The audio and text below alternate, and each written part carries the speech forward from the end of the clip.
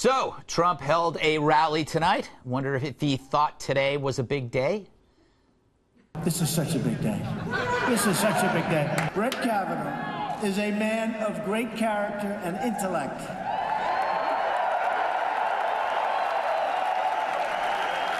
He's a totally brilliant scholar. Totally brilliant scholar. Not just brilliant, but totally. But enough victory lapping. Trump's got a midterm to get through, and he laid out the choices. If you allowed the wrong people to get into office, things could change. They could change, and they could change fast.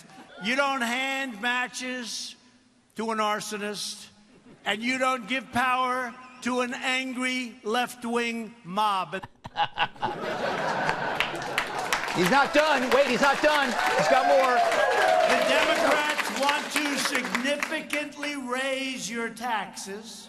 Essentially, they want to impose socialism, Venezuela, dismantle law enforcement, and eliminate our borders. They want to have nice, open borders. The Democrats have become the party of crime. They have become the party of crime. Think of it. Republicans are the party of law and order and justice. Party of crime. He just gave the Republicans their talking points. And then, of course, came the nicknames. The licking Dianne Feinstein. Sleepy Joe Biden. Go like this. He's down. Da Nang Dick. He's a Da Nang Dick. I've got more Indian blood in me than Pocahontas, and I have none.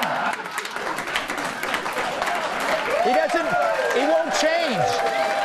He won't change.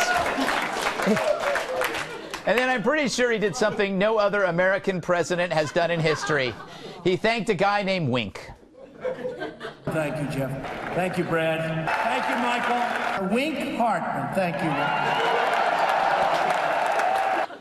So the economy's strong. His Supreme Court nominee got voted in. Pompeo's going to talk to North Korea some more. Everything's getting done. And yet I can't help but wonder about the Space Force and if that's where it's at. Space Force. That's where it's at. Doesn't sound right, but it's right. That's where it's at. Tom, Trump takes a lot of victory laps, let's face it. Yeah. You know, if the sun comes up, victory lap. But I think he deserves one today, no? Oh, absolutely. And they're having a lot of fun. Look, contrast the people at the Trump rallies with the resistance people who are out on the mall in Washington screaming. They're screaming in elevators, Greg. Yes. I don't like elevators when the people are not screaming at I know. But it worked. Yeah. It worked. That's why this week was so good, because hopefully this stuff won't work. They're not stopping with the screaming. There's people, left-wing activists, real people, like, you know, with the blue check on their name on Twitter. They're telling people to harass Susan Collins for the rest of her life. I know. It's crazy. It's crazy. We're going to talk about that in the next segment. Oh, a little tease there. I'm getting Tom. ahead of myself. I got so excited. I know.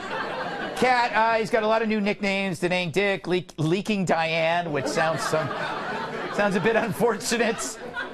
Trying to come up with a nickname for you, Cat. How about... Not gonna like it. Unhappy cat.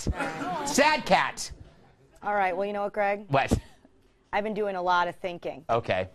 And I think I figured out why Trump holds all these rallies. Why? So most people, when they accomplish something or they have something to celebrate, what do? They go have a drink. Right. Trump does not drink. So instead, he just fills venues full of people who love him. Yes. And allow them to clap and cheer while he talks about it.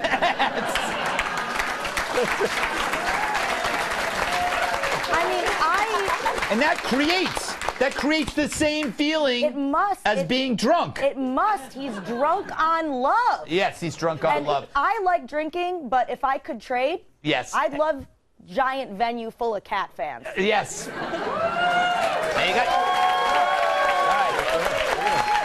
Thanks, guys. So, Tyrus, the reason why there's the Kavanaugh victory, a lot of people are saying it's because Trump refused to give in and backed him, and it's because all he does is fight. He likes to fight, and he gave the Republicans the energy to fight. That's why I think you can't, like, he doesn't stop. So it's like he does his victory lap, and then he starts going after everybody else because he won't quit. Yeah, and here's the buzzkill on this, y'all. I think he has every right to be happy. Yeah. I think Kavanaugh always should have been voted. It was never in.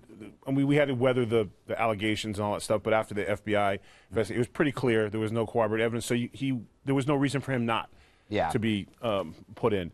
But I'm all for, like, winning a football game, winning a wrestling match. There's that moment you celebrate with the crowd. Then you go in the back, and then you go about the rest of your day. Yeah. Mr. President, when you do celebrate and you go all in, pointing out the losers by name, you are writing checks that we have to cash. He goes back to the White House with his security team. Yeah. And enjoys himself, has a Coke and a smile and calls it a day.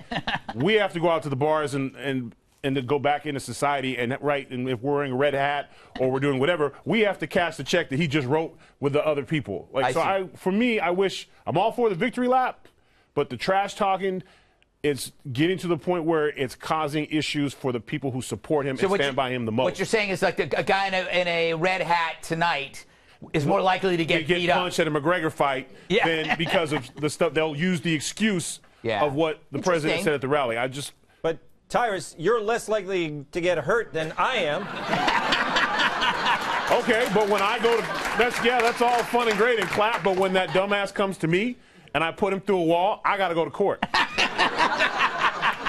You're going to get sympathy flowers and probably a great GoFundMe to get better. I'm probably going to be in county for 2 weeks waiting to get out on bail that Greg's late on the check with. So. We're going to, but we'll have you on remote from the jail cell. You don't do remote. Don't even try it. But Emily would defend you, and she's quite the litigator. She's expensive. For you for free. No, that's on film.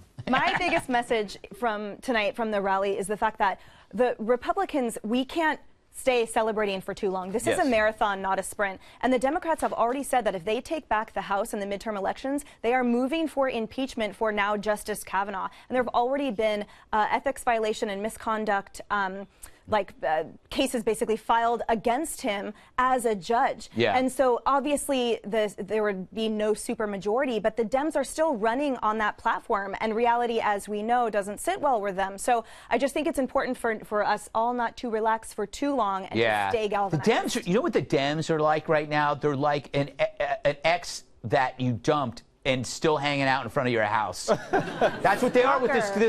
That's how they are with Kavanaugh. They can't drive away. They're just staring into your window. Sometimes it's hard to let go. I know, Kat, but you gotta let go. But it's also we're driving with our prettier, taller girlfriend in front of their house too. Oh, sorry, I keep turning this way. I don't know how this is happening. This is so crazy.